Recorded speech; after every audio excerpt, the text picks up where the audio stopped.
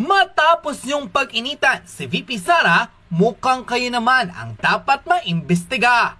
Hindi na nga raw ba natutulog ang karma sa mga ganid na politiko sa bansa dahil matapos gipitin ang Vice President na si Sara Duterte patungkol sa paggastos nito ng 125 million confidential fund. Mukhang lintik nga lang raw ang walang ganti sa opisina ni President Bongbong Marcos dahil mismong ang Commission on Audit ang di umano'y nang laglag sa kanila at opisyal na inilabas sa publiko kung gaano nilistay ng opisina ng Pangulo ang bilyones na pera ng kaban ng bayan. Sa nasabing official report ng Commission on Audit, iniulat nila sa taong bayan na ang opisina ni President Bongbong Marcos ang may pinakamalaki na gastos pagdating sa confidential at intelligence fund sa taong 2023 na umabot sa 4.56 billion pesos. Ito ang nakakalulang presyo o halaga ng pera ng taong bayan na tila dapat raw imbestigahan dahil hindi raw nila alam kung saan napupunta ang kaban ng bayan. Ayon sa official report na inilabas ng Abante tonight, Office of the President gumastos ng higit sa 2 billion pesos confidential funds noong 2023.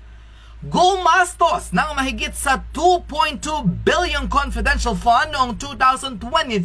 ang Office of the President na katulad ng halaga noong nakarang taon ayon sa Commission on Audit. Batay sa 2023 audit report na inilabas ngayong buwan, gumastos ang Office of the President ng 4.57 billion pesos sa confidential, intelligence, and extraordinary expenses, mas mataas kaysa sa 4.50 billion pesos na naitala noong 2022. Sa halagang ito, 2.2 billion ang ginamit para sa confidential expenses at 2.3 billion pesos naman para sa intelligence at mahigit sa 10 million pesos para sa extraordinary and miscellaneous expenses. Ayon sa COA, ang confidential funds sa ilalim ng Office of the President ay ginagamit para sa mga gastusin na may kaugnayan sa surveillance activities in civilian government agencies intended to support the mandate or operations. Nauna nang iniulat ng COA ang 375 million pesos confidential expenses ng Office of the Vice President noong 2023. Unquote. Ayon sa mas malinaw na report na inilabas ng Commission on Audit, naglustay ang opisina ng Pangulo ng mahigit sa 2.2 billion pesos pagdating sa confidential fund at 2.3 billion pesos naman pagdating sa intelligence fund sa taong 2023 na may kabuuang gastos na 4.56 billion pesos, di hamak na mas malaki ng 90+% sa nagastos ng Office of the Vice President na mahigit sa 375 million pesos lamang. Ay mismo sa ilang mga mambabatas at ilang mga veteran lawyer, dapat raw ay imbestigahan din ang opisina ng Pangulo dahil higit na mas dapat detalyado ang reports pagdating sa confidential fund at intelligence expenses ng Office of the President dahil hindi milyon ang pinag-uusapan dito, kundi bilyong pisong pondo mula sa kaban ng bayan. Kung talagang tapat at para sa taong bayan ang mga mambabatas,